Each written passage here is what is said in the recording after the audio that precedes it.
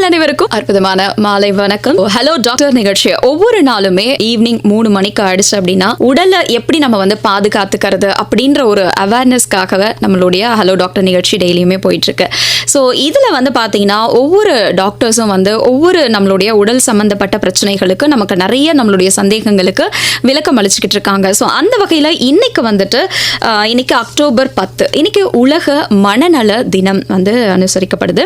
ஏதாவது ஒரு விஷயத்துல நம்ம போய் உட்கார்ந்துட்டு இருந்தோம் அப்படின்னா என்னப்பா எதுவும் செய்யலையா அப்படின்னு கேட்கும்போது இல்லப்பா மனசு சரியில்லை, ஏன் ஒழுங்கா படிக்கல, மனசு சரியில்லைம்மா, இந்த மாதிரி நம்ம எல்லாருமே ஏதோ நம்ம உடல் ஆக்டிவிட்டி பண்ணும்போது மனசு டவுன் ஆயிடுச்சு அப்படின்னா கண்டிப்பா அது நம்மளுடைய த்ரோ அவுட் நம்மளுடைய வேலைகளை எல்லாத்தையுமே டவுன் பண்ணிடும் அப்படின்றது நம்ம எல்லாருக்குமே நல்லாவே தெரியும். ஸோ அந்த அளவுக்கு உடல் ஆரோக்கியம் எந்த அளவுக்கு நமக்கு முக்கியமோ அதே அளவுக்கு மன ஆரோக்கியம் அப்படிங்கிறது ரொம்பவே முக்கியம் இல்லையா? ஸோ அதுதானமா தெரியல எவ்வளோ கஷ்டமா இருக்க மனசை ஆரோக்கியமா வச்சுக்கிறதுக்கு நிறைய நம்ம என்னதான் பண்ணாலும் பார்த்தீங்கன்னா டவுன் ஆயிடுதே அப்படின்ற நம்மளுடைய எல்லாருக்குமே இந்த பிரச்சனை நம்ம கண்டிப்பாக டேக்கிள் பண்ணிட்டு தான் வருவோம். ஸோ இதை எப்படி நம்ம சரி பண்றது அப்படின்ற ஒரு விழிப்புணர்வும் பார்த்தீங்கன்னா கொண்டு வரதுக்காக தான் இந்த உலக மனநல தினமும் கொண்டாடுறாங்க. ஸோ இந்த டே ஸ்பெஷலாக இன்னைக்கு நம்மளுடைய ஹலோ டாக்டர் நிகழ்ச்சியில் நம்மளுடைய மனம் சார்ந்த பிரச்சனைகளை எப்படி சரி பண்றது, அதற்கான தீர்வுகள் என்னென்ன அப்படின்றதுக்காக நம்மளுடைய சந்தேகங்களுக்கு விளக்கம் அளிக்கிறதுக்காக நம்மளுடைய நிலையத்திற்கு வந்திருக்கக்கூடிய மருத்துவர்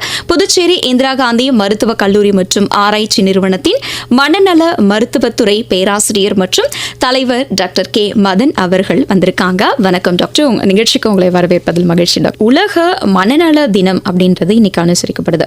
ஸோ இந்த தினத்தின் நோக்கம் என்ன அப்படிங்கிறத சொல்லுங்க டாக்டர். ஸோ இன்னைக்கு நீங்க சொன்ன மாதிரி இன்னைக்கு வேர்ல்ட் மென்டல் ஹெல்த் டே, உலக மனநல தினம். இந்த தினத்தின் முக்கியமான கருத்து என்னன்னா மனநல பற்றிய விழிப்புணர்வும் அதனை பற்றின எப்படி ட்ரீட் பண்ணணும், மனநலம்னா என்ன, அதில் நோய்கள் வருதுன்னா என்ன மாதிரி அறிகுறிகள் இருக்குங்கிறது பல பேருக்கு தெரியவே இல்லை. ஆராய்ச்சிகள் என்ன சொல்லுதுன்னா கிட்டத்தட்ட 90% பேர் மனநோய்க்காக வைத்தியம் பார்க்கறதே இல்லை. அப்படின்னா 10% பேர் தான் மனநோய்க்கு வாழ்நாளிலே ஒரு தடவையாவது மருத்துவம் பார்த்துருக்காங்களே. அப்படின்னா 90% பேர் எந்த வைத்தியமும் பார்க்கறதில்ல. வாழ்நாள் ஃபுல்லாக அந்த மனநோயோட கஷ்டப்படுறதுக்கான வாய்ப்புகள் தான் ரொம்ப அதிகமாகவே இருக்குது. ஸோ அந்த மாதிரி இல்லாமல் மனநோய்கள் ஒரு சாதாரண நோய்கள் என்பதும் அது தீர்க்கக்கூடிய நோய் என்றும் அது கூட அறிகுறிகள் என்ன இருக்கும் மக்கள் தெரிஞ்சுக்கணுங்கிறதுக்கான விழிப்புணர்வு ஏற்படுத்துறதுக்கான நாள் தான் இந்த நாளே. Okay doctor. ஸோ இப்போ இந்த மனநல தினம் இன்னைக்கு அதாவது இந்த வருஷத்துக்கான தீம் காரணம் அப்படின்ற என்ன டாக்டர்? இந்த வருஷத்துக்கான காரணம்னா அக்சசிபிலிட்டி டு சர்வீஸ். இந்த மனநல சேவைகள் எல்லாருக்கும் பயன்பட வேணும். குறிப்பாக அதுவும் இந்த எமர்ஜென்சி இல்லை கேட்டாஸ்ட்ரோஃபி இல்லை டிசாஸ்டர் இது மாதிரி ஒரு அவசர காலத்தில் இது எல்லாருக்கும் வாய்ப்பு இருக்கணும், அதை அணுகிறதுக்கான வாய்ப்பு இருக்கணுங்கிறது தான் இந்த வருஷத்தோட தீமை. நான் முன்னாடியே சொன்ன மாதிரி இதுக்கு பல வசதிகள் இருந்தாலும் பல பேர் எங்கே அணுகிறதுன்னு தெரியல, யார் அணுகிறதுன்னு தெரியல. நம்ம எல்லாமே என்ன நினைக்கிறோன்னா எல்லா மனநோய்களையும் பேசி சரி பண்ணிடலாம், இல்லை வீட்டில் வச்சுருந்தா கொஞ்சம் நாளில் சரியாயிடுவாங்க அப்படிங்கிறோம். ஆனால் பல மனநோய்கள் அது மாதிரியான நோய்கள் இல்லை, ரொம்ப ஈஸியாக ட்ரீட் பண்ணக்கூடிய நோய்கள் பல நோய்கள் இருக்குது. இது நம்ம அதுக்கு சரியான புரிதல் இல்லாதனாலையும் அதை பற்றின விழிப்புணர்வு மக்கள் மத்தியில் மட்டும் இல்லை, ஆசிரியர்கள் மத்தியிலையும் இல்லை பல மருத்துவர்கள் மத்தியிலையும் இதை பற்றின விழிப்புணர்வு அந்தளவுக்கு இல்லை. ஸோ அந்த விழிப்புணர்வை கொண்டு வந்து இந்த சர்வீசஸ் இந்த வசதிகள் எல்லாரையும் போய் அடையணுங்கிறது தான் இந்த வருஷ மனநல நாளோட தீம் கருப்பொருளாக இருந்துட்டுருக்கு. ஓகே டாக்டர், ஸோ இப்போ நீங்கள் சொன்னதுலேருந்து நான் கேட்க வேண்டிய ஒரு விஷயம் என்னென்னா ஒருத்தவங்களுக்கு ஒரு மனநலம் அப்படிங்கிறது கொஞ்சம் அஃபெக்ட் ஆகுறாங்க அப்படின்றத ஒரு பிகினிங் ஸ்டேஜ்லேயே நம்ம ஒரு ஆரம்ப காலகட்டத்திலேயே எப்படி ஒருத்தவங்க தெரிஞ்சுக்கிறது அப்படிங்கிறத பற்றி சொல்லுங்கள். இதில் ஒரே ஒரு விஷயம் என்னென்னா தனி நபராக இப்போ நம்ம இருக்கோம் அப்படின்னா ஒரு பர்சன் அஃபெக்ட் ஆகுறாங்க அப்படின்றத அவங்களா எப்படி தெரிஞ்சுக்கிறது, இல்லை சுற்று வட்டாரத்தில் இருக்கக்கூடிய உறவினர்கள் எப்படி தெரிஞ்சுக்கிறது, அதை பற்றி சொல்லுங்கள். Very good. ஸோ இதில் 2 விதமான நோய்கள் இருக்குது, neurotic illness and psychotic illness. Neurotic இல்னஸ்ங்கிறதுல தான் இந்த மனசோர்வு நோய், டிப்ரெஷன், பதட்ட நோய்கள், ஆங்ஸைட்டி இது எல்லாமே வருது. இதே சைக்காட்டிக் இல்னஸ்ங்கிறதுல ஸ்கிசோஃப்ரினியா மனச்சிதைவு நோய், பைப்போலார் டிசார்டர் இது இருமுனை சுழற்சி நோய், இந்த நோய்கள்லாம் வருது. இதில் இந்த ஆங்ஸைட்டி டிப்ரெஷனில் பேஷண்ட்டுக்கே நல்லா தெரியும், அவங்களுக்கே தெரியும் எனக்கு பதட்டம் அதிகமாக இருக்குது, இல்லை எனக்கு ரொம்ப சோகமாக இருக்குது அப்படிங்கிறது. ஆனால் மனச்சிதைவு நோய் இதில் வருதுன்னா பேஷண்ட்டுக்கு என்ன நடக்குதுன்னே தெரியாது. இதை அவங்க கூட இருக்கிறவங்க பார்த்துட்டு சொல்கிறது தான் ரொம்ப முக்கியம். ஸோ நீங்கள் கேட்ட மாதிரி மனநோய்கள் 2 விதத்துலையும் இருக்கலாம். ஒன்று பேஷண்ட்டாகவும் வரலாம், இல்லை யாராலும் கூட்டு வரப்படுறதாகவும் இருக்கலாம். ஏன்னா அவங்களுக்கு அதை பற்றின புரிதலாக அது இருக்குன்ற எண்ணமே இருக்காது. ஸோ இந்த அறிகுறிகள்ங்கிறது ரெண்டு நோய்க்கும் வேறு மாதிரி இருக்கலாம். நம்ம பெரும்பாலும் பார்க்கக்கூடியது இந்த ஆங்ஸைட்டி டிப்ரெஷன் தான், இல்லை மனச்சோர்வு நோய் மற்றும் பதட்டம் சார்ந்த நோய். இது ரெண்டுத்துலையுமே ஃபஸ்ட்டு அறிகுறி என்னென்னா ஒரு கவலையோ சோகமோ தொடர்ந்து இருந்துக்கிட்டே இருக்கிறது தான். இதுக்கு நம்ம காரணங்களை வேணால் மாற்றி சொல்லிக்கலாம். எல்லாரும் ஒரு வாழ்க்கையில் அந்த நிமிஷத்துக்கு என்ன நடக்குதோ அதை ஒரு காரணமாக சொல்லிக்கலாம். இப்போ ஒரு இழப்பு நடக்குதுன்னா இழப்பு தான் காரணங்கிறது, ஒரு ஏமாற்றம்னா ஏமாற்றம் தான் காரணங்கிறது. இல்லை இப்போ நம்ம வாழ்க்கையில் இப்போ தான் நம்ம நிறைய பார்க்குறோம், லவ் ஃபெயிலியருங்கிறோம், பல விஷயங்கள் சொல்கிறோம். ஃபெயிலியரை அக்செப்ட் பண்ணிக்காதது கூட ஒரு பெரிய இல்லை, அதான் இந்த நோய் இருக்கிறதுனாலே ஃபெயிலியர் அக்செப்ட் பண்ணிக்க முடியாமல் போகலாம். ஓகே டாக்டர், தொடர்ந்து நம்ம பேசலாம் டாக்டர். நிகழ்ச்சியில் ஒரு அழைப்பாளர். ஹலோ, வணக்கம். வணக்கம் மேடம். வணக்கம் சார், யார் இருந்து பேசுறீங்க? விழுப்புரம் மாவட்டம் திண்டிவனம் தாலுக்கா இளமங்கலம் கிராமம் முருகன். முருகன் சார், டாக்டர் கிட்ட உங்களோட சந்தேகம் என்ன அப்படின்றத கேளுங்க. எனக்கு சந்தேகம் மேடம், இந்த மனநோயை பற்றி எதனால வருது, மனநோய் வரத்துக்கு என்ன அறிகுறி, அவ இருந்தால் அது கை கால்லாம் ஆடுது, கழுத்து ஆடுது, தலை ஆடுது தனியா. அப்புறம் 3வது ஒரு கேள்வி, நான் அதுக்குள்ள மறந்துட்டேன், ஞாபகம் மறதி அதிகமா இருக்கு. ஓகே, இப்பதான் ஞாபகம் படுத்தினா அதுக்குள்ள மறந்துட்டேன் மேடம். ஓகே ஓகே, இதுக்கான ஆன்சர்ஸ் டாக்டர் சொல்லுவாங்க. டாக்டர் சார் அண்டே பேசணும். டாக்டர் வணக்கம். டாக்டர் வணக்கம் ஐயா. நீங்கள் சொன்னது இல்லைங்க, உங்களுக்கு 3 கேள்விகள் இருக்குது இல்லையா? முதல்ல மனநோய்கள் எதனால் வருதுங்கிறது இல்லையா? அதனுடைய அறிகுறிகள் சார். அதே தாங்க. ஸோ மற்றும் அதனோட அறிகுறிகள், இது மட்டும் இல்லாமல் ஞாபக மறதிகள் அதிகமாக இருந்தால் அது ஒரு மனநோயின் அறிகுறியாக இருக்கலாமாங்கிறது தான் உங்களோட கேள்வி இல்லைங்களா? ஸோ மனநோய்கள், பசியின்மையும் சரி, ஓகே. ஸோ பெரும்பாலும் மனநோய்கள் வர்றதுக்கு முக்கிய காரணமே நம்ம பல நேரம் மனநோய்கள் ஏதோ ஒரு கஷ்டத்தின் வெளிப்பாடாக தான் வருது அப்படின்னு நினைக்கிறோம் இல்லையா? ஆனால் கஷ்டம் இல்லாத ஆளே இல்லை உலகத்தில். எல்லாருக்கும் கஷ்டம் இருக்குது. எதை காரணமாக சொல்கிறோங்கிறது வேணால் மாறி வரலாம். கஷ்டம் இல்லைன்னு ஒரு ஆளே இல்லை. ஸோ கஷ்டத்தினால்தான் மனநோய் வருதுங்கிறது இல்லை. பெரும்பாலான மனநோய்கள் மரபியல் ரீதியாக வர்றதுக்கான வாய்ப்புகள் இருக்குது. கஷ்டம் வர்றதுனால அது இன்னும் அதிகமாக வெளிப்படுறதுக்கான வாய்ப்புகள் இருக்குது. ஸோ கஷ்டத்தினால தான் மனநோய் இல்லை. மனநோய்ங்கிறது ஒரு மரபியல் சார்ந்த நோய். எப்படி நம்ம இப்போ டயபெட்டிஸ் சொல்கிறோம், சுகர் சொல்கிறோம்ல, அப்பா அம்மாவுக்கு சுகர் இருந்தால் குழந்தைங்களுக்கு அது ஒரு மரபியல் சார்ந்த நோய். சர்க்கரை சாப்பிட்றதுனால மட்டும் சுகர் வந்துடுறதில்ல இல்லையா? அதே மாதிரி தான் மனநோய்களும். ஸோ மனநோய்கள் பெரும்பாலும் மரபியல் ரீதியாக தான் வரும். அந்த நோய் இருக்கிற போது உங்களுக்கு ஏதோ பதட்டமோ கவலையோ ஏமாற்றமோ இழப்போ அது மாதிரி வருதுன்னா அதனோட அறிகுறிகள் இன்னும் அதிகமாக வெளிப்படுறதுக்கான வாய்ப்புகள் இருக்கும். அப்புறம் ஒரு சந்தேக புத்தி எனக்கு ஒன்று இருக்குது சார். சொல்லுங்க ஐயா. அந்த மனநோய் வரும்போது எனக்கு சந்தேக புத்தி ஒன்று வருது, அதுக்கு தான் இப்போ சொன்னேன் இல்லைங்க, ஆங்ஸைட்டி டிஸார்டர், பதட்டம் சார்ந்த நோய்கள் இதெல்லாம். இந்த பதட்டம் அதிகமாகும் போது ஒரு பழமொழி இருக்கு இல்லையா, பயந்தவனுக்கு இருண்டதெல்லாம் பேயின்னு. அந்த மாதிரி தான் நம்ம பயப்பட தொடங்கிட்டோம்னா எல்லாமே தப்பாக தெரியுது. யாரோ 2 பேர் பேசினா கூட மேபி என்ன தான் தப்பாக பேசுகிறாங்களோ, இல்லை ஒருத்தவங்ககிட்ட பேசுகிறதுக்கு முன்னாடியே அவங்க ஏதாவது சொல்லிடுவாங்களோ, இந்த மாதிரி பயங்கள் வர்றதுக்கான நிறைய வாய்ப்புகள் இருக்குது. ஸோ இது ஒரு பயத்தின் வெளிப்பாடாகவும் இருக்கலாம். இதே பயம்தான் நம்மளை சோர்வடைய செய்கிறது, நெஞ்சு படபடக்கிறது, பசியின்மை, தூக்கமின்மை, எது மேலேயும் நாட்டம் இல்லைங்கிறது, கோவங்கள் அதிகமாக வர்றது, இது எல்லாமே அந்த பதட்டத்தின் வெளிப்பாடாகவே இருக்கும். இது எல்லாத்துக்கும் அதே தாங்க ஐயா. ஸோ இது எல்லாத்துக்கும் முக்கிய காரணம் என்னென்னா, இதில் எண்ணெய் சுழற்சி இருக்கும். ஏதோ ஒரு விஷயம்னா அதை பற்றி நம்மளை விடவே முடியாது. நமக்கு தெரியும் அதை யோசித்து பலன் இல்லை, அதனால் எதுவும் மாற்றிட முடியாதுன்னு. ஆனால் என்னால் எண்ணத்தை நிறுத்தவும் முடியாது. எண்ணம் ஓடிக்கிட்டே இருக்கும் 24 மணி நேரம் ஓடும். நான் நம்ம டிஸ்ட்ராக்ட் பண்ணிக்கிற வேலை செய்கிற வரைக்கும் ஒன்றும் தெரியாது. எங்கேயாவது போய் உட்காரோம், டிவி பார்க்குறோம், இல்லை படுக்க போகிறோம் அப்படின்னாலே மனசுக்குள்ளே ஏதாவது யோசனை ஓடிக்கிட்டே இருக்கும். அந்த எண்ணத்தின் வெளிப்பாடு தான் நெஞ்சு படபடக்கிறது, சோர்வாக இருக்கிறது, இது எல்லாமே. எண்ணம் அதிகமாக நம்ம மூளை பயங்கரமாக வேலை செய்யுது இல்லையா, அப்போ தூக்கமும் வராது, ரொம்ப லேட் ஆகும். அதே மாதிரி சீக்கிரம் கலைஞ்சிடறதுக்கும் வாய்ப்பு இருக்குது. கலைஞ்ச தூக்கம் எழுந்துட்டாலே யோசிச்சுட்டே இருப்போம், சிந்தனை ஓடிக்கிட்டே இருக்கும். ஸோ அந்த சிந்தனை ஓட்டம் தான் மனநோய். ஸோ இதுக்கும் கஷ்டத்துக்கும் சம்மந்தம் இல்லை. நம்ம ஏன்னா ஒரு கஷ்டத்தை விட்டால் இன்னொரு கஷ்டம்.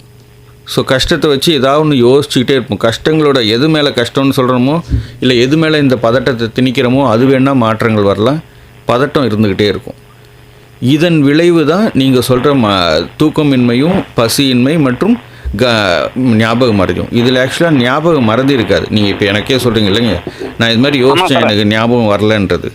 எனக்கு ஞாபகம் இல்லைன்னு நான் சில விஷயத்த சொல்லணும்னாலே எப்படி பேசுறதுன்னு தெரியல அந்த டைம்ல. புரியுதுங்க. ஞாபகப்படுத்தணும். உண்மைதான். டாக்டர் சார் அந்த இதெல்லாம் கேட்கணுமே அப்படின்ட்டு அப்படியே அடுத்த டைமே மறந்துடுறேன் நான். உண்மைதானங்க. ஸோ அதுதான் இதில் உண்மையிலே நீங்கள் இதெல்லாம் ஞாபகம் இல்லைன்னு சொல்கிறீங்கனாலே எனக்கு இதெல்லாம் மறந்துட்டேன்னு எனக்கு சொல்ல முடியுது இல்லைங்க. அப்படின்னா உங்களுக்கு ஞாபகத்தில் எந்த பிரச்சனையும் இல்லை, உங்களுக்கு கவனமின்மை இருக்குது இல்லையா. நம்மளால் பதட்டப்பட்டால் எது மேலேயும் கவனத்தை தொடர்ந்து செலுத்த முடியாது. நார்மலாக ஒரு மனுஷங்கிறவங்க 30லேருந்து 40 நிமிஷம் வரைக்கும் ஒரு செயல் மேலே தொடர்ந்து கவனம் செலுத்தலாம். ஆனால் பதட்டம் வந்துட்டால் இந்த கவனம்ங்கிறது ரொம்ப குறைஞ்சி போயிடும். நான் டிவியே பார்க்குறேன்னா கூட நம்ம டிவியில் என்ன ஓடுதுன்னு தெரியாது. கொஞ்ச நாள் தான் டிவி பார்ப்போம், கூடவே ஏதாவது யோசிச்சுட்டே இருக்க மாதிரி இருக்கும். ஸோ இந்த எண்ணெய் சிதறல் உண்மைதான். பெரும்பாலும் நான் டிவியே பார்க்க மாட்டேன், பொதிய மட்டும் தான் நம்ம வீட்டில் வர. சந்தோஷங்க. நான் என்ன கேட்குறேன்னா, எது மேலேயுமே நாட்டம். இப்போ நீங்கள் உங்கள் வீட்டம்மாக்கிட்டே பேசின்னு இருக்கீங்கன்னா அவங்க ஏதோ பேசினே இருப்பாங்க, நீங்கள் ஏதோ யோசிச்சுட்டே இருப்பீங்க. ஸோ அந்த எண்ணெய் சிதறல் தான் நோய், கவனமின்மை தான் அந்த பதட்டத்தின் அறிகுறி. ஸோ அதுதான் நமக்கு ஞாபக மறதி மாதிரி வெளிப்படுறதுக்கான வாய்ப்புகள் இருக்குது. ஸோ நான் நியூஸ் மட்டும் பார்ப்பேன் டிவியில், அவன் தான் வேறு எதுவுமே பார்க்க மாட்டேன் சார். நல்லதுங்க. அதுதான். ஸோ இந்த நான் இப்போ சொன்னேன் இல்லைங்களா, ஞாபக மறதி மற்றும் சோர்வு, கவனமின்மை, நாட்டமின்மை, எண்ணெய் சுழற்சி. ஓகே, சில நேரங்களில் இதில் தற்கொலை எண்ணங்களும் வர்றதுக்கான வாய்ப்புகள் இருக்குது.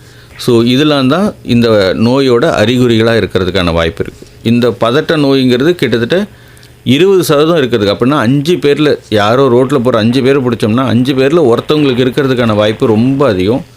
இந்த பதட்ட நோய் அதே மாதிரி இது மட்டும் இல்லாமல் பல நேரங்களில் உடல் ரீதியாக வெளிப்படுறதுக்கான வாய்ப்புகள் இருக்குது.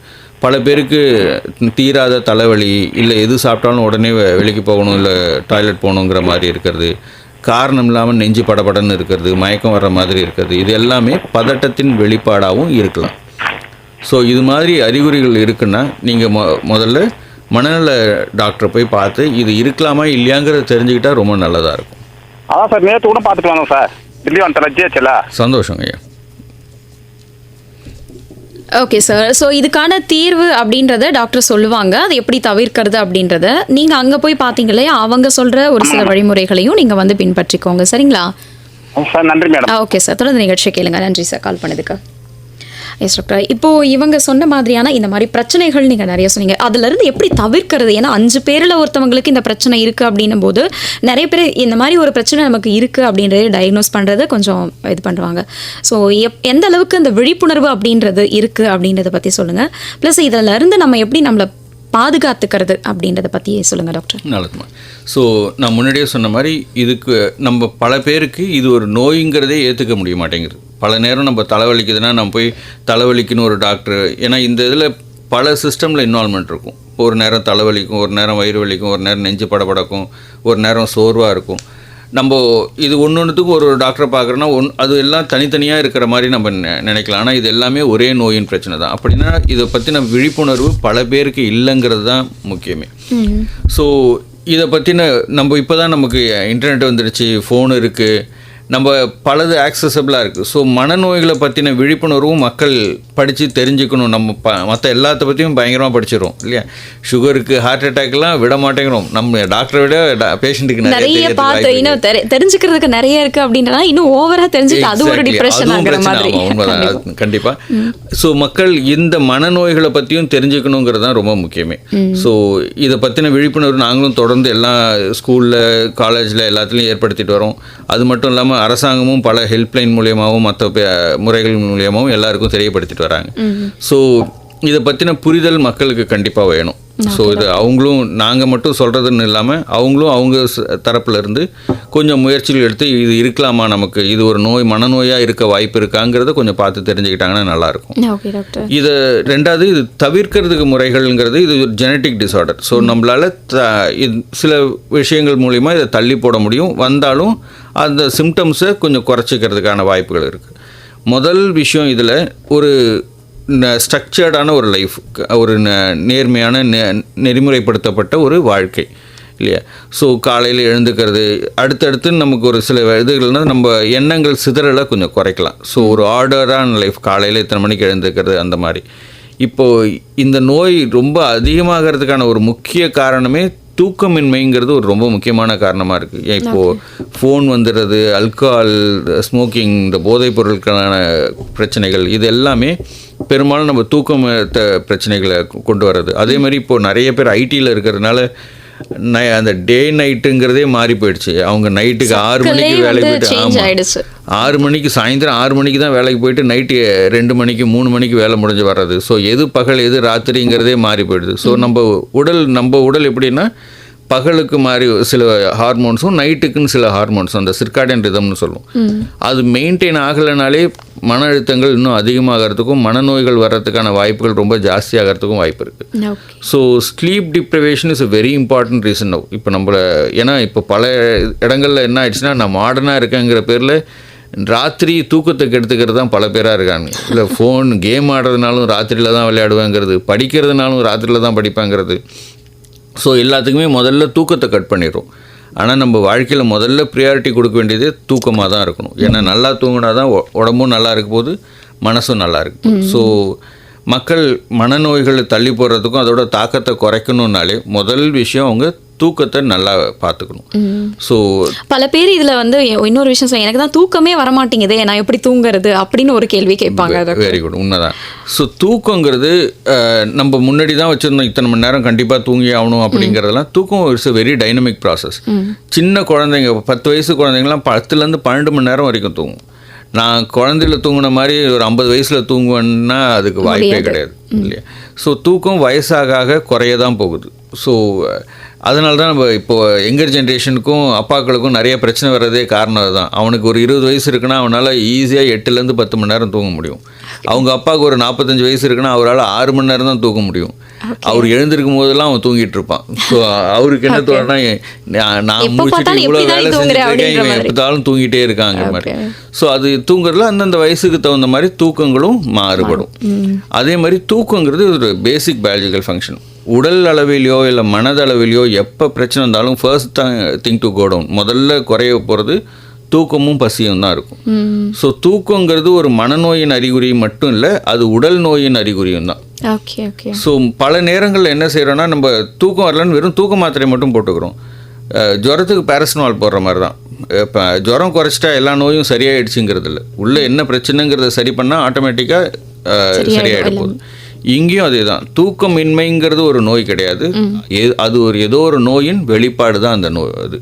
அது மனநோயாகவும் இருக்கலாம், உடல் சார்ந்த நோயாகவும் இருக்கலாம். ஸோ தூக்கம் வரலங்கிறவங்க போய் டெஸ்ட் பண்ணிட்டு டாக்டரை பார்த்துட்டு அது என்ன மாதிரியான நோய், என்ன மாதிரி வைத்தியம் பார்க்கணுன்னாலே அந்த தூக்கத்தை சரி பண்ணிடுறதுக்கான வாய்ப்புகள் உண்டு. ஓகே டாக்டர், நம்ம தொடர்ந்து பேசலாம் டாக்டர். நேயர்களே, ஹலோ டாக்டர் நிகழ்ச்சியை கேட்டுக்கிட்டு இருக்கீங்க. இன்னைக்கு நம்ம வந்து பார்த்தீங்கன்னா மனநல தினம் சார்ந்த, அதாவது மனநல பிரச்சனைகள் சார்ந்த கேள்விகளை தான் டாக்டர் கிட்ட கேட்டிருக்கோம். நம்மளுடைய நிலையத்திற்கு வந்திருக்கக்கூடிய மருத்துவர் டாக்டர் கே மதன் அவர்கள். ஹலோ டாக்டர் நிகழ்ச்சிக்கு மீண்டும் வரவேற்று FM ரெயின்போ புதுவை 102.8. இன்னைக்கு வந்து பார்த்தீங்கன்னா நம்ம மனநல தினத்தையொட்டி மனநலம் சார்ந்த கேள்விகளை தான் நம்மளுடைய நிலையத்திற்கு வந்திருக்கக்கூடிய புதுச்சேரி இந்திரா காந்தி மருத்துவக் கல்லூரி மற்றும் ஆராய்ச்சி நிறுவனத்தின் மனநல மருத்துவத்துறை பேராசிரியர் மற்றும் தலைவர் டாக்டர் கே மதன் அவர்களோட நேர்முகம் காண்டிட்டு இருக்கோம். ஸோ நம்ம அடுத்ததான் வந்து நிகழ்ச்சியில் வரக்கூடிய அழைப்பாளர் டாக்டர் கிட்ட பேச போகிறாங்க. ஹலோ வணக்கம். வணக்கம் மேடம். வணக்கம் மேம், யாருங்க என்ன பேசுறீங்க? வாழப்பட்டாமலை கலா பேசுறேன் மேடம். டாக்டர் கிட்ட உங்களோட சந்தேகங்களை கேளுங்கம்மா. வணக்கம் சார். வணக்கம். எங்க வீட்டுக்காரர் எனக்கு மேரேஜ் ஆகி கொஞ்ச நாள்ல இருந்தே, நான் எனக்கு 16 வருஷம் ஆகுது சார், அதுல இருந்தே ட்ரிங்க்ஸ் பண்றாங்க. அது நான் எவ்வளவு தூரம் கண்ட்ரோல் பண்ண முடிஞ்சேன். நானும் அவங்களுக்கு எல்லாம் சொல்றாங்க, நீங்க அவர் சரியா கவனிக்கல, அவர் கேர் பண்ணல, அதுதான் ட்ரிங்க்ஸ் பண்றாரு நான் சொன்னாரு. நானும் ரொம்ப கேர் பண்ணி தான் சார் பாத்துக்கிறேன். ஆனா அப்படி சரியில்லை.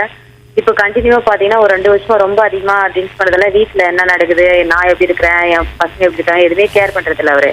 இப்ப அதோட என்ன, எனக்கு ஐ ப்ராப்ளம், சுத்தமா பார்வை தெரியாதுன்னா லைட்டா தான் எனக்கு ரைட் ஐ மட்டும் தெரியும், மற்றபடி எதுவுமே தெரியாது. ஆனாலும் நான் தான் ரன் பண்ணி போறேங்க சார். இப்போ வந்து வெள்ளிக்கிழமை கடந்த வெள்ளிக்கிழமை இட்டு வந்தேன் சார் இந்திரா காந்தி ஹாஸ்பிட்டலுக்கு தான்.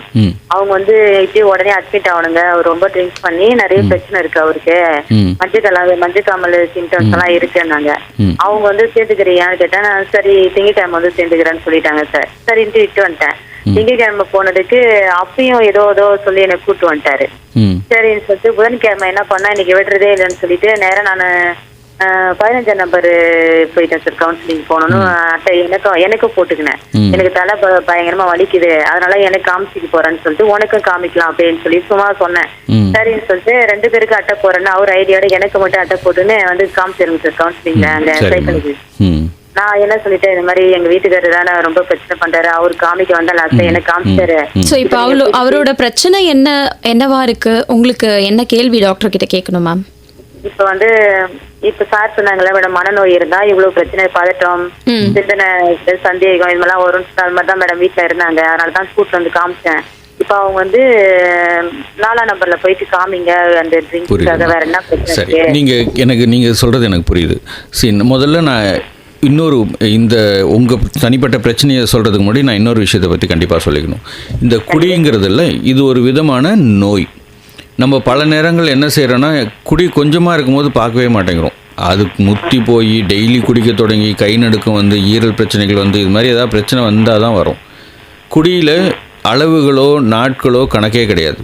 அவர் கொஞ்சமாக தான் குடிக்கிறாரு, வாரத்துக்கு ஒரு நாள் தான் குடிக்கிறாரு அப்படின்னு. குடிங்கிறது ஒரு விதமான விஷம்தான் இல்லையா? விஷம் எப்போ குடித்தாலும் விஷம்தான். அது எத்தனை நாள் குடித்தாலும் விஷம்தான், எவ்வளோ குடித்தாலும் விஷம்தான். ஸோ இதில் வந்து நம்மளோட முக்கியமான இதுவே, நம்ம பல பேர் இங்கே பேஷண்ட் பார்க்குறது எல்லாமே முன்னாடிலாம் கொஞ்சம் தாங்க குடித்தாரு, இப்போ தான் அதிகமாக குடிக்கிறாரு. கொஞ்சம் குடிக்கும் போதும் அதிகம் குடிக்கிறதும் எந்த வித்தியாசமும் இல்லை, ரெண்டுமே விஷம்தான். ஸோ நான் முக்கியமாக மக்கள்கிட்ட சொல்லிக்க வேண்டியது என்னென்னா, கொஞ்சமாக இருக்கும் போதே கொண்டு வந்துருங்க, சீக்கிரம் சரி பண்ணிடுறதுக்கான வாய்ப்புகள் இருக்குது. அந்த நோயை முத்த விட்டு அவர் டெய்லி குடிக்கிற அளவுக்கு போய் மூளை பாதிப்புகள்லாம் வந்துட்ட பிறகு சரி பண்ணுறதுங்கிறது ரொம்ப கஷ்டம் இல்லைங்களா? ஸோ இன்னொன்று, இந்த குடி நோய்ங்கிறது இருக்குல்ல, இது ஒரு தொடர் நோய். குடியை நம்ம இன்றைக்கி நிறுத்தினா கூட அந்த குடிக்கிற எண்ணங்கிறது இருக்கிறது குறைஞ்சது 2லேருந்து 5 வருஷம் இருக்கிறதுக்கான வாய்ப்புகள் உண்டு. அந்த கிரேவிங்னு சொல்லுவோம், குடிக்கணுங்கிற எண்ணம். அது நேராக குடிக்கணும்னு தோணாது. அவர் அதை நியாயப்படுத்துறதுக்கு ஏதாவது ஒரு காரணம் சொல்லுவார். உடம்பு வலிக்குது, தூக்கம் வரல, டென்ஷனாக இருக்குது, வேலை செய்கிற கஷ்டம், ஏதாவது ஒரு காரணம் சொல்லி திரும்ப குடிக்க போயிடலாம். ஸோ குடியை மறக்கடிக்கிறதுன்னு உலகத்தில் மருந்து இல்லை. நான் இந்த மருந்து கொடுத்தா நாளைக்கு மறந்துடுவார், இல்லை ஒரு 10 நாள் கொடுத்தா மறந்துடுவார் அப்படிங்கிறது இல்லை. எங்கேயாவது ஒரு இடத்துல கொண்டு போய் 3 மாதம் 4 மாதம் அடைச்சி வச்சுருந்தா குடியை மறந்துடுவாங்க அப்படிங்கிறது இல்லை. அது ஒரு விதமான மனநோய். அது மட்டும் இல்லாமல் 70% பேருக்கு கூடவே இன்னொரு மனநோயும் இருக்கிறதுக்கு வாய்ப்பு உண்டு. ஒன்று குணநோயாக இருக்கலாம், இல்லை மனநோயை நீங்கள் சொல்கிறீங்க இல்லையா, சந்தேகப்படுறது, யாரோ பேசுகிற மாதிரி கூப்பிட்ற மாதிரி பேசுறது, இல்லை எங்கே இருக்கோம் எது இருக்கோன்னு தெரியாத மாதிரி போகிறது, இது எல்லாமே அதனோட வெளிப்பாடாக இருக்கலாம். மூல பாதிப்பின் வெளிப்பாடாக இருக்கலாம், இல்லை மனநோயின் வெளிப்பாடாக இருக்கலாம். ஸோ இது எல்லாத்துக்கும் தொடர்ந்து சிகிச்சை பார்க்குறது தான் ரொம்ப முக்கியம். ஸோ இதை வந்து ஏதோ பெரிய பிரச்சனை வந்தால் தான் வந்து காமிக்கணுங்கிறதுல, அதே மாதிரி இந்த குடி நோய்க்கு தொடர் சிகிச்சை தான் முக்கியம். நான் ஒரு நாள் வந்துட்டு போனேன்னா அதோட சரியாயிடும், 2 நாள் வந்தேன்னா சரியாயிடும் அப்படிங்கிறதுல குறைஞ்சது 2லேருந்து 5 வருஷமாவது நம்ம ட்ரீட்மெண்ட் பார்த்து தான் ஆகணும். அண்ட் நீங்கள் சொல்கிற மாதிரி பல நேரங்களில் இந்த குடிநோயாளிகளுக்கு திரும்ப வரணுங்கிற எண்ணம் இல்லாமல் போயிடலாம், இல்லை வரமாட்டேன்னு அவங்க மனநோயின் காரணமாக திரும்ப வராமல் போகிறதுக்கான வாய்ப்புகளும் இருக்குது. ஸோ அப்படிங்கிற பட்சத்தில் நீங்களாவது வந்து என்ன பண்ணுறாரு ஏது பண்ணுறாருன்னு எங்ககிட்ட சொல்லி ஒரு ஆலோசனை வாங்கிட்டு அதுக்கு தகுந்த மாதிரி வேலை செஞ்சிங்கன்னா அவங்கள கூட்டு வரதுக்கான வாய்ப்புகள் அதிகமாக இருக்கும், அவங்க சரியாகிறதுக்கான வாய்ப்புகளும் ரொம்ப அதிகமாகும். ஸோ இன்கேஸ் அவர் வரவே மாட்டேங்கிறாருனாக்கா நீங்களாவது வந்து எங்ககிட்ட டிஸ்கஸ் பண்ணி பாருங்கள், என்ன பண்ணலாம், என்ன மாதிரி பிரச்சனைகள் இருக்குது, அதுக்கு என்ன மாதிரி தீர்வுகள் செய்யலாங்கிறத நான் கண்டிப்பாக உங்களுக்கு சொல்லுவோம். சரிங்களா? இப்போ இன்னைக்கு ஃபோன் அடிச்சாங்க சார் வார்டுல இருந்து. எனக்கு என்ன சொன்னாங்கன்னா, கல்லீரல் வீக்கமா இருக்குன்னு சொன்னாங்கம்மா, மஞ்சக்காமலை இருக்குன்னு சொல்றாங்க. நான் சேர்த்து விட்டான்னு வரேன் அன்னைக்கு, அதான் சொல்லியிருந்தாங்க டாக்டர். அதுக்கு ட்ரீட்மெண்ட் கொடுத்துட்டு அப்புறம் வந்து நம்ம சைக்காலஜிஸ்ட் ட்ரீட்மெண்ட் கண்டிப்பாக அதே தான். ஸோ இது எல்லாத்துக்கும் தான் வைத்தியம் பார்க்குற மாதிரி இருக்கும். மேம் அப்புறம் அடுத்தது நிறைய கொஷின்ஸ் உங்களுக்கு நிறைய இருக்குது அப்படின்னா, நீங்கள் டாக்டரை நேரில் போய் பார்க்கும்போது இன்னும் உங்களுக்கு தெளிவான பதில்களும் விளக்கங்களும் கிடைக்கும்னு சொல்கிறாங்க சார். ஸோ அதே மாதிரி உங்களுக்கு ஏதாவது சந்தேகங்கள் இருக்குது அப்படின்னா நீங்கள் வந்து மனநலம் சார்ந்த பிரச்சனைக்கு நீங்கள் ஹெல்ப்லைன் நம்பரும் சார் சொல்கிறேன்னு சொல்லியிருக்காங்க. ஸோ நீங்கள் அதையும் நோட் பண்ணி வச்சுக்கோங்க. உங்களுக்கு ஏதாவது டவுட் இருந்தால் அவங்கள கூட கால் பண்ணி நீங்கள் கேட்கலாம். சரிங்களா? Thank you ma'am. Okay ma'am, thank you ma'am. So இந்த மனநலம் அப்படிங்கிறது எவ்வளோ பெரிய பிரச்சனை அப்படிங்கிறது நல்லாவே தெரிஞ்சிருக்காங்க. காலர்ஸ் வந்துக்கிட்டே இருக்காங்க நம்மள்கிட்ட. ஸோ அதுக்கு முன்னாடி நான் ஒரு கேள்வி உங்கள்கிட்ட கேட்கணும்னு நான் நினைக்கிறேன் டாக்டர். என்னென்னா, இப்போது யங்ஸ்டர்ஸ் அதே மாதிரி படிக்கிற ஸ்கூலில் போயிட்டு நிறைய நீங்கள் அவேர்னஸ் பண்ணுறீங்க அப்படின்லாம் சொல்லியிருந்தீங்க. ஸோ இப்போ இருக்கக்கூடிய பேரண்ட்ஸ் நிறைய பேர் என்ன நினைப்பாங்கன்னா, இப்போ டீனேஜர்ஸ்க்கு வந்து நிறைய மனநலம் சார்ந்த பிரச்சனைகள் இருக்கோ. ஸோ அந்த மாதிரி மனநலம் சார்ந்த பிரச்சனை இருந்ததுன்னா அவங்களுக்கு வந்து படிப்பில் ஒரு கான்சன்ட்ரேஷன் கான்சன்ட்ரேஷன் போக மாட்டேங்குது அப்படின்னு சொல்லிட்டு நிறைய பெற்றோர்கள் வந்து நிறைய ஃபேஸ் பண்ணுற ஒரு முக்கியமான பிரச்சனை. அதுக்கான சொல்யூஷன் என்ன அப்படின்றத பற்றி சொல்லுங்கள் டாக்டர்.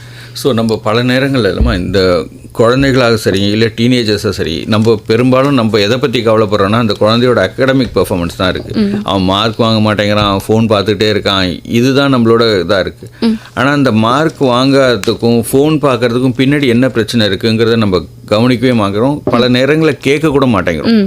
ஏன்னா நம்ம என்ன நினச்சிக்கிறோம், அந்த பிள்ளை வேணும்னே திமிரு பிடிச்சி போய் சொல்கிறத கேட்க மாட்டேங்கிறான், வேணும்னே படிக்காமல் ஊர் சுற்றிட்டு இருக்கான் அப்படின்னு. பல நேரங்களில் இது அண்டர்லைங் நான் முன்னாடி சொன்ன மாதிரி இருக்கிற நோயோட வெளிப்பாடாகவே இருக்கிறதுக்கான வாய்ப்புகள் ரொம்ப அதிகம். சரிங்களா? ஸோ இந்த மனநோய்கள்ங்கிறது நான் முன்னாடியே சொன்ன மாதிரி பெரியவங்களை மட்டும்தான் பாதிக்கணுங்கிறதுல எல்லா வயதினரையுமே பாதிக்கிறதுக்கான வாய்ப்புகள் இருக்கு. ஸோ நான் சொன்ன மாதிரி இந்த குழந்தை யூஸ்வலாக இப்போது பெரிய பிரச்சனையே ஃபோன் பார்க்குறதா தான் இருக்குது. நம்ம டீனேஜர்ஸ்லாம் நைட்லலாம் ஃபோன் பார்த்துட்டே இருக்கான், சொல்கிறத கேட்க மாட்டேங்கிறான், கேம் ஆடிக்கிட்டே இருக்கான். கிட்டத்தட்ட இது வந்து ஒரு பதட்டத்திலிருந்தோ பயத்திலிருந்தோ எஸ்கேப் ஆகிறதுக்கான ஒரு வழியாக இருக்கலாம். இப்போ நம்மளுமே பதட்டம் அதிகமாக வருதுன்னா ஃபோன் பார்க்கறது அதிகமாகும். அடிக்ஷன் மாதிரி ஆயிடுச்சு கிட்டத்தட்ட. இது வந்து செகண்ட் அடிக்ஷன். இந்த ஃபோன்லேருந்து அவனுக்கு ரியாலிட்டியிலேருந்து சமாளிக்க முடியல. உட்காந்து படிக்கணுன்னா எனக்கு ரொம்ப பதட்டமாக இருக்குது, பயமாக இருக்குது.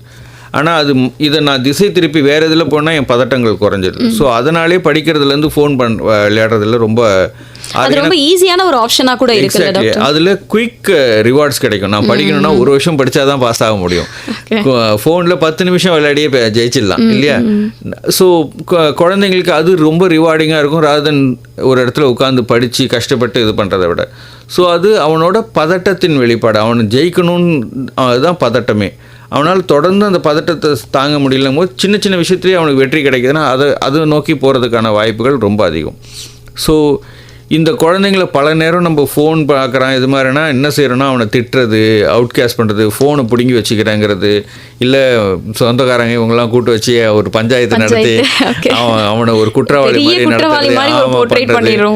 என்ன ஆகுனா இந்த பசங்க கொஞ்சம் கொஞ்சமாக உங்ககிட்டருந்து விலக தொடங்கிடுவானுங்க. அவன் செய்கிறது தெரிஞ்சாதான் நம்ம இன்டர்வியூனும் பண்ண முடியும். அவன் உங்ககிட்டருந்து சொல்லவே இல்லை, உங்ககிட்டருந்து விலகி போயிட்டான், அவங்களை மறைச்சி செய்ய தொடங்கிடுறான். அப்படின்னா உங்களுக்கு ஏமாத்துறது, பெற்றோர் ஏமாத்துறது பெரிய கஷ்டமான. இன்னொரு பிரச்சனை என்ன இருக்குன்னா, அப்போ என்னோட குழந்தைய எப்படி வந்து நாங்கள் ஹேண்டில் பண்ணுறதுன்னே எங்களுக்கு தெரியலன்னு அது இன்னொரு ஒரு பக்கம் வந்து பெற்றோருக்கு ஒரு அதுதான் நான் சொல்கிறேன். கண்டிப்பாக நீங்கள் இதை சொல்கிறீங்களே, இதுதான் முக்கியமே. அவங்ககிட்ட உட்காந்து பேசுங்க, லெட் ஹிம் டாக். நீங்கள் கேட்கும் போது அவன் சொல்லணுங்கிறது அவசியம் இல்லைல்ல. பொண்ணு நமக்கு கஷ்டம் இருந்தாலே யாரோ ஒருத்தன் கேட்குறாங்கன்னா, வீட்டுக்காரே ஒய்ஃப் இருக்காங்க, வீட்டுக்காரர் கேட்குறாங்கன்னா கூட உடனே அவங்க சொல்லணுங்கிறது அவசியம் இல்லைல்ல. ஏன்னா அவங்களுக்கு எப்போ கம்ஃபர்டபுளாக இருக்கோ அப்போ தான் சொல்ல போகிறாங்க. ஸோ அப்போ வந்து உங்களை பற்றி நாங்கள் யோசிக்கிறோம், இதுக்கு என்ன பதில் நம்ம கேட்டு வச்சுடணும். அவன் சொல்லட்டும், கண்டிப்பாக அவங்ககிட்ட சொல்லுவோம். ஏன்னா உங்களை விட்டு அவனுக்கு வேறு ஆளும் கிடையாது.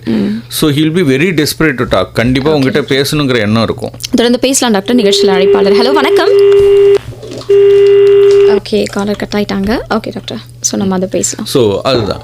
ஸோ அவங்ககிட்ட உட்காந்து கேளுங்க, நான் ஜட்ஜ்மெண்டலாக. அவனை ஒரு குற்றவாளியாவோ அவனை கரெக்டு தப்புங்கிறத விட உனக்கு என்ன பண்ணுது, ஏன் படிக்க முடியல, இல்லை உனக்கு ஃபோனை விட முடியலையா, டாக் டு ஹிம். அவனுக்கும் அது கஷ்டன்றது தெரியும், அவனால் விட முடியல. ஒருவேளை இந்த இடத்துல நான் அந்த கேள்வி கேட்டே ஆகணும் டாக்டர். இப்போ வந்து என்ன, ஏதோ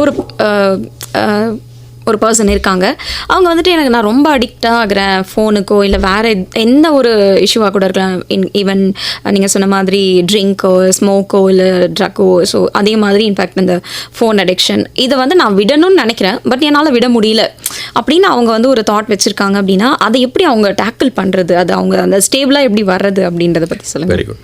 ஸோ முதல்ல நான் சொன்ன மாதிரி acceptance is the way out. இப்போது எனக்கு ஒரு நோய் இருக்குதுன்னு ஏற்றுக்கிறது தான் ஃபஸ்ட்டு மாற்றமே இல்லையா? இப்போ எனக்கு டயபெட்டிஸ் இருக்குன்னா தான் நான் என்னோடய வாழ்க்கை முறையை மாற்றிக்க போகிறேன், சாப்பாடு முறையை மாற்றிக்க போகிறேன். எனக்கு ஒன்றும் இல்லை அப்படின்ட்டு நான் எதையும் மாற்றிக்கணுங்கிறது தேவையில்லை இல்லையா? ஸோ ஒரு அடிக்ஷன் இருக்கிறவங்களும் ஒரு போதை பொருளாகவோ இருக்கலாம், குடியாவோ இருக்கலாம், இல்லை ஸ்மார்ட் ஃபோனாவோ இருக்கலாம், முதல்ல அது எனக்கு அடிக்ஷன் இருக்குது அப்படின்னு ஏற்றுக்கிறது தான் முதல் மாற்றமே. ஆனால் அந்த இடத்துல தான் பெரிய பிரச்சனைகள் வரப்போகுது. ஏன்னா நம்மளை மட்டும் நம்மளை மற்றவங்க ஜட்ஜ் பண்ணிடுவாங்களோங்கிற பயங்களும் இருக்கும் இல்லையா? ஸோ அதுதான் பெற்றோர்களாக இருக்கவங்க அந்த இடத்துல தான் சப்போர்ட் பண்ணி ஆகணும். இது தவறு இல்லை, இதை சரி பண்ணிக்கலாம், இது ஒரு பிரச்சனை, இது ஒரு நோய், இதை போக போக நம்ம மாற்றிக்க போகிறோம் அப்படின்னு சப்போர்ட் பண்ணாலே ஏன்னா முயற்சிகள் எதுவும் வெளியிலேருந்து வர பொருளை தான் எடுத்தாகணும். குடிகாரன் நினைச்சா மட்டும்தான் மாற்ற முடியும், மற்றவங்க யாரும் மாற்றிட முடியும். தொடர்ந்து பேசலாம் டாக்டர். நிகழ்ச்சியில் அழைப்பாளர். ஹலோ வணக்கம். வணக்கம் மேடம். வணக்கம். ராஜசேகரன். நீங்க இருந்து பேசுறீங்க சார்? கடலூர்ல இருந்து பேசுறேன். ஓகே சார், உங்களோட டவுட் டாக்டர் கிட்ட கேளுங்க. வணக்கம் சார். வணக்கம் சார்.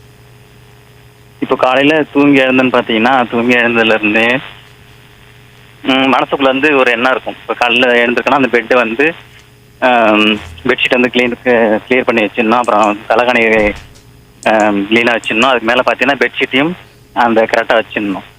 அப்புறம் அடுத்து பார்த்தீங்கன்னா குளிக்க போகிறதுலேருந்து அந்த டேபிள் இருக்கும். நான் வந்து இது ஒர்க் பண்ணுறதுனால ஆர்டரா இருக்கணும், உங்களோட வேலைகளை கரெக்டா செய்யணும் அப்படின்ற மாதிரி சொல்ல. ஆமா, இது மாதிரி வந்து எல்லா ஏரியாலும் அப்படிதான். ஒர்க் பண்ற இடத்துல பாத்தீங்கன்னா அந்த பென்சிலோ பேனாவோ அந்த இடத்துல போய் நேர்கோட்ல இருக்கணும்ங்கற மாதிரி தோணும். கரெக்டா இருக்கணும்னு நினைக்கிறீங்க. ஓகே, இது தினம் வந்து என்னோட வாழ்க்கையில இது வந்து அது மைண்ட் அது ஃப்ரீயா இல்லாத மாதிரி தான் எனக்கு ஒரு எண்ணமா இருக்கு. இது வந்து OCDன்னு பேருங்க, அப்சசிவ் கம்பல்சிவ் டிசார்டர்னு. ஓகே, இதுல என்னன்னாங்க 2 விஷயம் இருக்கும். ஒன்னு அப்சஷன், என்ன சுழற்சி. இப்போ நீங்கள் சொல்கிறீங்களே, உங்களுக்கு தெரியும் இது கொஞ்சம் பெண்ணு நவுந்திருந்தாலும் ஒன்றும் பிரச்சனை இல்லைங்கிறது தெரியும். ஆனால் உங்களால் அது இல்லைன்னா ஒரு டிஸ்கஸ்டிங்காக இருக்கும், ஒரு மாதிரி கஷ்டமாக, டென்ஷன் ஆகும். கரெக்டாக அது மாற்றினா தான் நமக்கு நிம்மதியாக இருக்குங்கிற மாதிரி தோணும். இதை ஆர்டர் பண்ணி வச்சுட்டா தான் நிம்மதியாக இருக்கும்னு தோணும். அந்த எண்ணம் இல்லைன்னா ஓடிக்கிட்டே இருக்கும் மூளையில். ஸோ அந்த எண்ணத்தின் வெளிப்பாடு தான் கம்பல்ஷன். நீங்கள் எல்லாத்தையும் அடுக்கணுங்கிறது. இப்போ நீங்கள் சொல்கிறீங்க இல்லைங்க, காலையில் எழுந்தால் பெட் எல்லாத்தையும் நீட்டாக சுருக்கமே இருக்கக்கூடாது, கரெக்டாக அது பண்ணிடணும், அந்த பெட்டை ஒழுங்காக ஆர்டராக அடிக்க வச்சிடணும். நான் அதோட வெளில எடுத்து வரேன்னா குளிக்கிறேன்னா அதுக்கு ஒரு ஆர்டர் வச்சுருப்பேன். ஃபஸ்ட்டு பாத்ரூமெல்லாம் கழுவிடுறேன், இல்லை தண்ணி ஊற்றி ஒரு தடவை இது பண்ணுறேன், அப்புறம் சோப்பை இது மாதிரி பண்ணுறேன். இது பேர் ரிச்சுவல்னு பேர். எல்லாத்துக்கும் ஒரு ஆர்டர் வச்சுருப்பேன். அந்த ஆர்டர் மாறினாலே எனக்கு பதட்டமாக இருக்கும், டென்ஷனாக இருக்கும். அதை திரும்ப ஃபர்ஸ்ட்லேருந்து செஞ்சாகணும். நான் இப்படி ஒரு டிசார்டர் அப்படின்றது கொஞ்சம் ஷாக்கிங்காக தான் இருக்குது. எப்படி இதை டேக்கிள் பண்ணுறது சார்? டேபிளே பாத்தீங்கன்னா ஒரு பக்கம் பிரஷ்ஷுக்கு அடுத்தது வந்து பேஸ்ட்டுக்கு அடுத்து வந்து சோப்பு, அது பக்கத்துல வந்து பவுடரு, சீப்பு, இது மாதிரி சொல்லி வரிசையாவே இருக்கும். அந்த ஓகே, சோ ஒரு லாகிரிதம் மாதிரி இருக்கு அப்படின்றது. ஓகே, அது ரொம்ப நாளாவே இருக்கு. இது நல்ல சந்தர்ப்பமா நம்ம ரொம்ப ஈஸியா ட்ரீட் பண்ணிடலாம். இது ஒரு விதமான நோய் தான். இது உங்களுக்கு இப்படி இருக்குல்லங்க, சில பேருக்கு வேற மாதிரி ரொம்ப சுத்தம் பார்க்கறதுங்கிற மாதிரி நம்ம என்ன நினச்சோமோ, அவங்க ரொம்ப சுத்தம் ஆச்சாரம் அப்படிங்கிற மாதிரிலாம் இருக்கலாம். ஆனால் அதுவே ஒரு நோய் தான். சும்மா கை கழுவிட்டே இருக்கிறது, பாத்திரத்தையும் கழுவிக்கிட்டே இருக்கிறது, எல்லாமே ஒரு அவங்க நினச்ச மாதிரி இருக்கணுங்கிற மாதிரி இருக்கிறது. இதுனா நான் வெளில போயிட்டு வந்தால் கண்டிப்பாக கால் கழுவிட்டு தான் உள்ளே வரணுங்கிறது, ஒரு தடவை சாப்பிடும் போதும் கையை கழுவிட்டு தான் வரணுங்கிறது. இதில் பெரிய பிரச்சனைனா தான் செய்கிறது மட்டும் இல்லை, இதே தான் மற்றவங்ககிட்டையும் நம்ம எதிர்பார்ப்போம். இப்போ யாராவது வீட்டுக்கு வராங்கனாலும் கால் கழுவிட்டு வரலன்னா நமக்கு ஒரு மாதிரி டென்ஷனாக இருக்கும். இப்போ ஒர்க் பண்ணுற இடத்துல நான் அப்படிதான் மற்றவங்க அந்த வேலையை நான் இப்படி இருக்கணும், அது மாதிரி மற்றவங்க இல்லைன்னா அது ஒரு அவங்களை சொல்ல சொல்லி நான். இப்போ இதுக்கு என்னதான் ட்ரீட்மெண்ட், என்ன எப்படி? வைத்தியம் தானங்கம்மா பார்க்கணும். இது ஒரு நோய். நான் தான் சொல்கிறேன்ல, மனநோய்கள் நிஜம் பல பேருக்கு இருக்குது. என்ன நமக்கு பெரிய பிரச்சனையே இதை நோய்ங்கிறதே நம்ம தெரிஞ்சுக்க மாட்டேங்கிறோங்கிறது தான். நம்ம இதை வேற சொல்லி நியாயப்படுத்தி இவர் இப்போது நான் இதாக சொல்ல, இவர் ஒரு நாள் 2 நாள் இல்லை, இது பல நாள். யூஸ்வலாக இந்த ஓசிடிங்கிறது 8 வயசில் ஸ்டார்ட் ஆகும். ஓகே, ஒரு 18 வயசுலேருந்தே கொஞ்சம் ஜாஸ்தியாக இருக்கிறதுக்கான வாய்ப்பு இருக்குது. 25 வயசுக்கிட்ட வரும்போது நம்மளால் தாங்கவே முடியலங்கிற அளவுக்கு வந்துடும். ஆனாலும் நம்ம போய் யாரை பார்க்குறதுன்னு தெரியாது, என்ன பண்ணணுங்கிறது தெரியாது, நமக்கு கஷ்டமாக இருக்குங்கிறதெல்லாம் தெரியும். ஆனால் அதுலேருந்து மீளவும் முடியாது, யாரை போய் பார்க்கணுங்கிறதே தெரியாது. நம்ம இதை போய் ஒரு 3வது மனுஷன் அப்பா கிட்டேயோ அம்மா கிட்டேயோ சொல்கிறோன்னா கூட பல பேர் புரிஞ்சிக்கவே மாட்டாங்க. நீ ஏன் டென்ஷன் ஆகுற அப்படின்னு கேட்கலாம். நான் இவருக்கான சொல்யூஷன் என்னன்னு சொல்லுங்க. வைத்தியம் தான், டாக்டரை பார்க்கறது தான். இல்லை, ஸோ இட்ஸ் அன் இல்னஸ். நம்ம பார்க்குறோம்ல, இப்போ பிபி அதிகமாக இருந்தால் டாக்டரை பார்க்குறோம், சுகர் அதிகமாக இருந்தால் டாக்டரை பார்க்குறோம். அதே மாதிரி தான் இதுவும். இது ஒரு இருக்கிறதுனால நான் என்ன பண்றேன்னு தெரியாதவே, இது நல்லதா கெட்டதா தெரியாதவே ஒரு யோசனை. உண்மைதானே, ஏன்னா அவங்களை குறை சொல்லலை, இது பல பேருக்கு தெரியாது. இதை வச்சுட்டு போராடிட்டு இருக்க மாதிரி இருக்கும். இதனாலே ரொம்ப டென்ஷன் ஆகுது. ஏன்னா இதுலேருந்து தப்பிக்கவும் முடியாது. இதில் பெரிய கஷ்டமே என்னென்னா, எனக்கு நல்லாவே தெரியும் இந்த ஆர்டர் வைக்கலனாலும் ஒன்றும் ஆகிடாதுங்கிறது தெரியும். ஆனால் என்னால் மீளவே முடியாது. ஏன்னா வச்சாதான் நிம்மதியாக இருக்கும். நான் ஊருக்கு போறேன்னு பார்த்தீங்கன்னா ஒய்ஃப் முதல்ல பயப்படுவாங்க. ஊருக்கு நான் நீ எதுவுமே எனக்கு எதுவும் இறக்கி வச்சிடாது, எனக்கு வேலை கொடுத்துறாது, அதை பண்றது இது பண்றது எதுவும் பண்ணிடாது. இல்லை உங்க கூட இதுல வந்து ஒரு விஷயம் என்னன்னா, நல்ல விஷயமா இருக்கேன்னு தான் ஃபர்ஸ்ட் எனக்கு சொல்லும் போது, ஆமா இதெல்லாம் ஆர்டரா தானே வைக்கிறீங்க, கலைச்சி போடுறது ஒரு விஷயம். பட் இவங்க நீட்டா வைக்கிறாங்கன்னும் போதே அதுலயே ரொம்ப ஓவர் டைம் நிறைய வீணாகும்.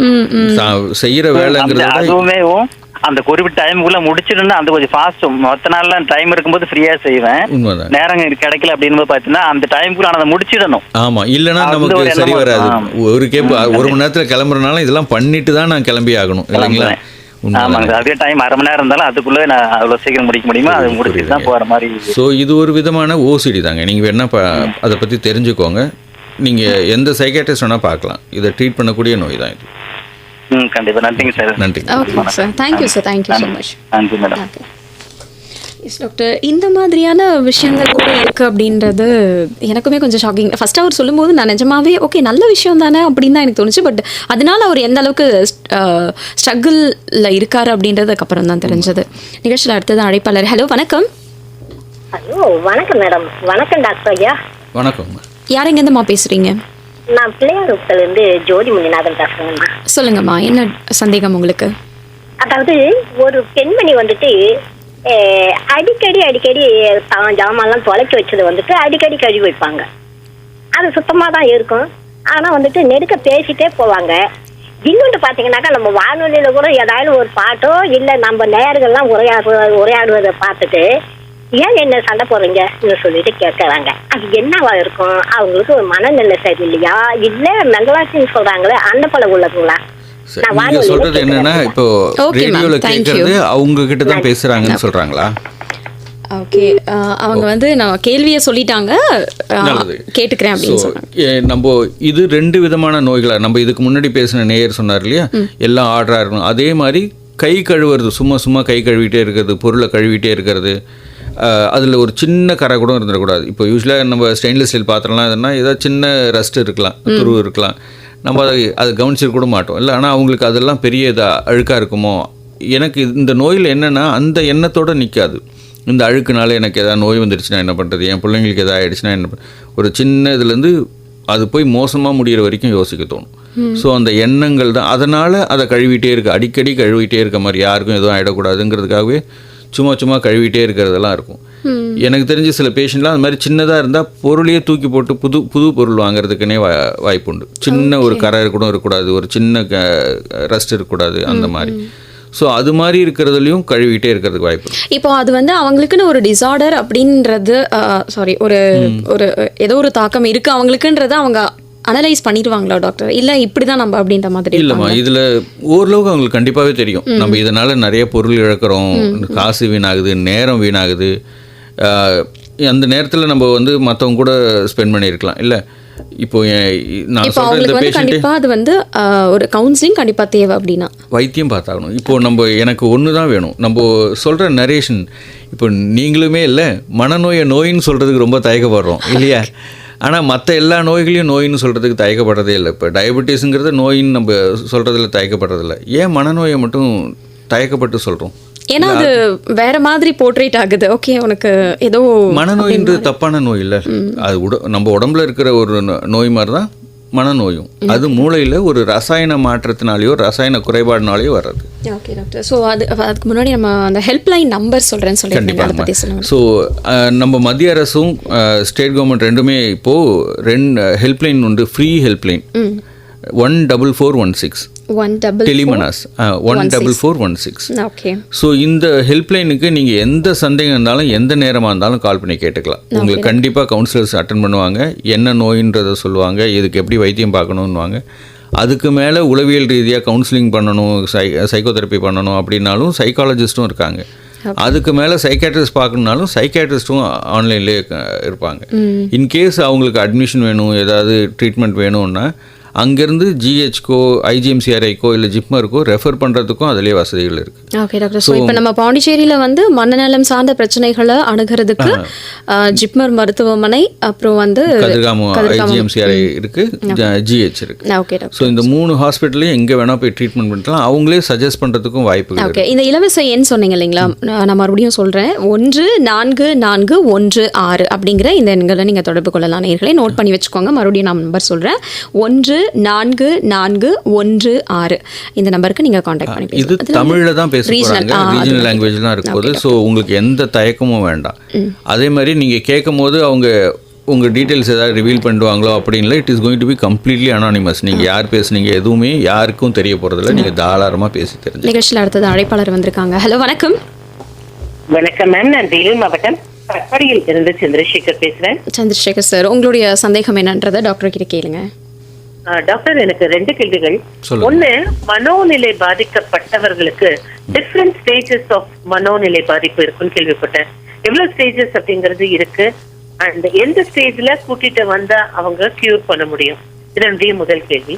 சரி. 2வது கேள்வி வந்து, இளையோருக்கு பொதுவா ஸ்ட்ரெஸ்னால டிப்ரெஷன் அப்படிங்கிறது வருமா? அப்படி இளையோருக்கு வரக்கூடிய டிப்ரெஷனை எப்படி ஹேண்டில் பண்றது, இதை பற்றியும் கொஞ்சம் சொல்லுங்க. நான் ரேடியோல கேட்டுக்கிறேன். Okay sir, thank you so much. Okay. So இதில் ஃபர்ஸ்ட் கேட்டது வந்து ஸ்டேஜஸ். ஸோ இதில் இது ஒரு, நான் முன்னாடியே சொன்ன மாதிரி இது ஒரு நோயம்மா. நோயில் ஸ்டேஜஸ்ங்கிறத விட it's a progression of the illness. நம்ம இப்போ சுகரே வருதுனாலும் ஃபஸ்ட்டு ப்ரீ டயபெட்டிக்னு சொல்லுவோம், டயபெட்டிக் காம்ப்ளிகேஷன் சொல்கிறோம் இல்லையா. ஸோ அந்த நோயோட ப்ராக்ரெஷன் தான் முக்கியம். ஸோ இதில் இப்போ டயபெட்டிஸில் எந்த ஸ்டேஜில் ட்ரீட் பண்ணுங்கிறத விட எவ்வளோ சீக்கிரம் ட்ரீட் பண்ணுறோமோ அவ்வளோ சீக்கிரம் நல்லது இல்லையா. அதே தான் மனநோய்கள்லையும். ஸோ நான் தள்ளி போட்டு இந்த ஸ்டேஜ் வந்தால் தான் ட்ரீட் பண்ணணும். நான் இப்போ குடிக்க சொன்ன மாதிரி தான், அவன் வாரத்துக்கு ஒரு தடவை குடிக்கும் போதே ட்ரீட் பண்ணிட்டா ரொம்ப ஈஸியாக நிறுத்திடலாம். அவங்க டெய்லி குடிக்க போய் கையை நடுக்கம் வந்து மஞ்சக்காமால் வந்து வயிறு வீக்கம் வந்த பிறகு நான் போய் ட்ரீட் பண்ணுறேங்கிறதுல பெரிய பிரயோஜனம் இல்லை இல்லையா. ஸோ அந்த மாதிரி இதை தள்ளி போடுறதுல எந்த பிரயோஜனமும் இல்லை. எவ்வளோ சீக்கிரம் ட்ரீட் பண்ண முடியுதோ அவ்வளோ சீக்கிரம் நல்லது. இதில் ஸ்டேஜ் முக்கியமே இல்லை. உங்களுக்கு இவருக்கு மனநல பாதிப்பு இருக்கக்கூடும், இல்லை மனநல பிரச்சனைகள் இருக்கக்கூடும்னு நினைக்கிறீங்கன்னா எந்த ஸ்டேஜாக இருந்தாலும் கூட்டிகிட்டு வந்துடுங்க. இதை தள்ளி போட்டு வெயிட் பண்ணுறதுல எந்த பிரயோஜனமும் இல்லை. ஓகே, அது இன்னும் கொஞ்சம் தாக்கத்தை அதிகப்படுத்த உங்களுக்கு இருக்குமா இல்லையான்னு தெரிஞ்சாலும் வந்துட்டு சைக்கியாட்ரிஸ்ட்டை பார்த்துருங்க. ஏன்னா செக் பண்ணிக்கிறதுல தப்பு இல்லைல்ல. இல்லைன்னா சந்தோஷம், இருந்தால் வைத்தியம் பார்க்க போகிறோம். ஓகே, ஸ்ட்ரெஸ்னால அந்த டிப்ரெஷன் மன பிரச்சனைகள் வருதா அப்படின்னு அடுத்த கேள்வி கேட்டிருந்தாங்க. நான் முன்னாடியே சொன்ன மாதிரி மனநோய்கள் பெரும்பாலும் இப்போ நம்ம அந்த இதெல்லாம் மாறி வந்துட்டோம். மரபியல் ரீதியாக வர்றதுக்கான வாய்ப்புகள் தான் அதிகம். ஆனால் இந்த ஸ்ட்ரெஸ்ஸுங்கிறது எரியிற கொள்ளியில் என்ன ஊற்றுற மாதிரி தான். நான் முன்னாடியே எனக்கு பதட்ட நோய் இருக்குது, அது கூட ஒரு பதட்டம் வருதுன்னா இன்னும் பதட்டமாகிறதுக்கான வாய்ப்புகள் இருக்குது. எனக்கு முன்னாடியே டிப்ரெஷன் இருக்குது, அது கூட இந்த பதட்டமோ ஏதோ ஒரு கஷ்டமோ வருதுன்னா அதன் மூலயமா எனக்கு இன்னும் டிப்ரெஸ் ஆகிறதுக்கு வாய்ப்பு இருக்குது. ஸோ இந்த கஷ்டத்தினால தான் இந்த மனநோய்ங்கிறது இல்லை, மனநோயினால் தான் அந்த கஷ்டத்தை அவங்களால ஏற்றுக்க முடியல. ஏன் சொல்கிறேன்னா, ஒரு தடவை அந்த கஷ்டத்தை சரி பண்ணிட்டோம்னா வாழ்க்கையில் அப்புறம் கஷ்டம் இல்லைங்கிறது கிடையாதுல்ல, இன்னொரு கஷ்டம் அதுக்கும் வரதான் போகுது. ஸோ ராதன் கஷ்டத்தை கான்சென்ட்ரேட் பண்ணுறத விட நோய்க்கு வைத்தியம் பார்க்கறத பாருங்க. ஓகே டாக்டர், நிகழ்ச்சியில் அடுத்த அழைப்பாளர். ஹலோ வணக்கம். வணக்கம் மேடம். வணக்கம் டாக்டர். வணக்கங்கம்மா. யார் எங்கேருந்துமா பேசுகிறீங்க? கடலூர்லேருந்து வெளில பேசுகிறேன் சார். டாக்டர், எனக்கு ஒரு சந்தேகம். இப்போ ஒருத்தவங்க சொன்னாங்கல்ல, நேரம் சொன்னாங்கல்ல, எது தொட்டாலும் எனக்கு கரெக்டாக இருக்கணும் போகணும் அப்படின்னாங்கல்ல. அதே மாதிரி என்னோட சொந்தக்காரங்க ஒருத்தவங்க அது மாதிரி ஒருத்தவங்க அவங்ககிட்ட மட்டும்தான் பேச மாட்டேங்க, யாருன்னா பேசினா அவங்களுக்கு ஒரு மாதிரி டென்ஷன் வரும், கோவம் வரும். அதனால இருக்குமா டாக்டர்? அது எதனால அப்படின்ற மாதிரி எனக்கு சொல்லுங்க. நான் ரேடியோவில் அவங்களுக்கு சில பேருக்கு இருக்கலாங்கம்மா.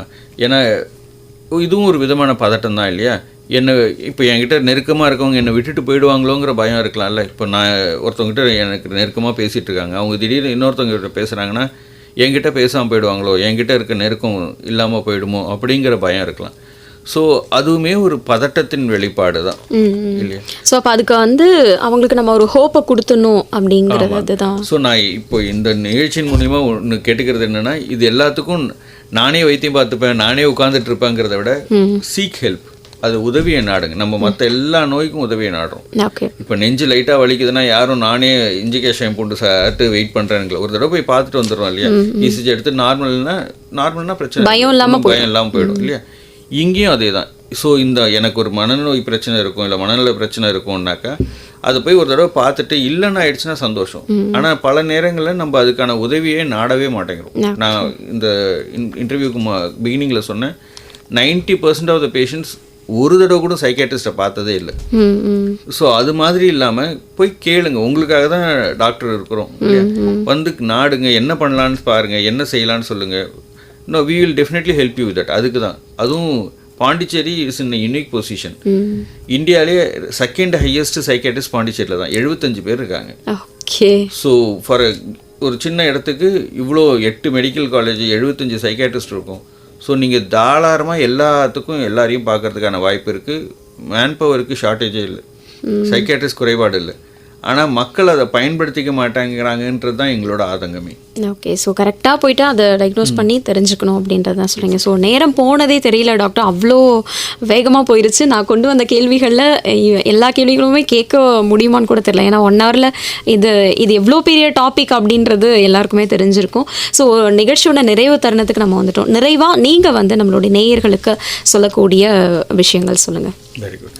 ஸோ இந்த மனநல நாள் அக்டோபர் 10 இந்த சந்தர்ப்பத்தில் நான் என்ன சொல்லிக்கிறேன்னா, மனநோய்கள்ங்கிறது உண்மையிலே நிஜமான நோய்கள். அது வந்து ஒரு கஷ்டத்தினால வருது, வேறு ஏதோ பிரச்சனையால தான் வருதுன்னு, அது ஒரு நோய். பெரும்பாலும் இது மரபியல் ரீதியாக வர்றதுக்கான வாய்ப்புகள் ரொம்ப அதிகம். அண்ட் இதுக்கு பலதரப்பட்ட அறிகுறிகள் இருக்கிறது. நம்ம இந்த கான்வர்சேஷனில் பண்ணும் போதே பார்த்துருப்போம், கை கழுவுறதுலேருந்து சந்தேகப்படுறதுலேருந்து இந்த அளவுக்குலாம் மனநோய் இருக்குமா அப்படின்றதுலாம் இது மாதிரி பலதரப்பட்ட மனநோய்கள் இருக்குது. ஸோ இது எல்லாத்துக்கும் இப்போ தான் நான் சொன்னேன், இங்கே 75 பேர் இருக்கும். ஸோ எந்த ஒரு மனநல ஆலோசகரையோ இல்லை ஒரு சைக்காட்ரிஸ்டையோ இல்லை ஒரு மெடிக்கல் காலேஜ், எல்லா மெடிக்கல் காலேஜையும் சைக்காட்ரி டிபார்ட்மெண்ட் இருக்குது. ஸோ இதை ஒரு நோயாக பார்த்து அதுக்கான தீர்வுகளை காண்றது தான் ரொம்ப முக்கியம். இதை மனநோயிலிருந்து வராம தப்பிக்க, அதாவது தவிர்க்க ஏதாவது வழிமுறைகள் அதுதான் முன்னாடியே சொன்ன மாதிரி ஒரு நெறிப்பட்ட வாழ்க்கை முறை. காலையில் தூக்கத்தை முதல்ல ஸ்பாயில் பண்ணிக்காம அடிக்குவேட் ஸ்லீப் இல்லை. ஸோ பல நேரம் நம்ம எல்லாத்துக்கும் தூக்கத்தை தான் கெடுத்துக்கிறோம் இல்லை, அது மாதிரி இல்லாமல் நல்லா தூங்குறது, ஒரு நெறிமுறையான வாழ்க்கை வாழறது, இந்த போதைப் பொருட்கள் எதையும் தொடாமல் வாழ்க்கையை கொஞ்சம் நல்லபடியாக கொண்டு போகிறது, இதெல்லாம் பண்ணாலே இந்த மனநோய்கள் வர்றதை தள்ளி போடவும் முடியும், வந்தாலும் அதனோட தாக்கத்தை பல மடங்கு குறைச்சிக்கவும் முடியும். ஓகே டாக்டர், ஸோ ரொம்ப அழகாக நாங்கள் கேட்ட கேள்வி எல்லாத்துக்குமே தெளிவான விளக்கம் கொடுத்தீங்க டாக்டர். ரொம்ப ரொம்ப நன்றி டாக்டர். நன்றி. எஸ் நேயர்களே, இன்னைக்கு நம்மளுடைய ஹலோ டாக்டர் நிகழ்ச்சியில் புதுச்சேரி இந்திரா காந்தி மருத்துவ கல்லூரி மற்றும் ஆராய்ச்சி நிறுவனத்தின் மனநல மருத்துவத்துறை பேராசிரியர் மற்றும் தலைவர் டாக்டர் கே மதன் அவர்கள் தான் வந்து பார்த்தீங்கன்னா மனநலம் சார்ந்த நம்மளுடைய பல்வேறு கேள்விகளுக்கு ஆன்சர் பண்ணிட்டு இருந்தாங்க. ஸோ மறுபடியும் நான் திருப்பி உங்களுக்கு சொல்கிறேன், மனநலம் சார்ந்த உங்களுடைய பிரச்சனைக்கு நீங்கள் வந்து ஹெல்ப்லைன் நம்பரை நீங்கள் காண்டாக்ட் பண்ணணும் அப்படின்னு நினச்சிங்கன்னா 144116 அப்படிங்கிற இந்த எண்களை தொடர்பு கொள்ளுங்கள். இன்றைய நம்மளுடைய ஹலோ டாக்டர் நிகழ்ச்சி கண்டிப்பாக உங்களுக்கு பயனுள்ளதாக இருக்கும் அப்படிங்கிற நம்பிக்கையோட நிகழ்ச்சியை நிறைவு செய்து கொள்வது நான் உங்கள் அன்பு தோழி ஆர்ஜே அன்பரசி.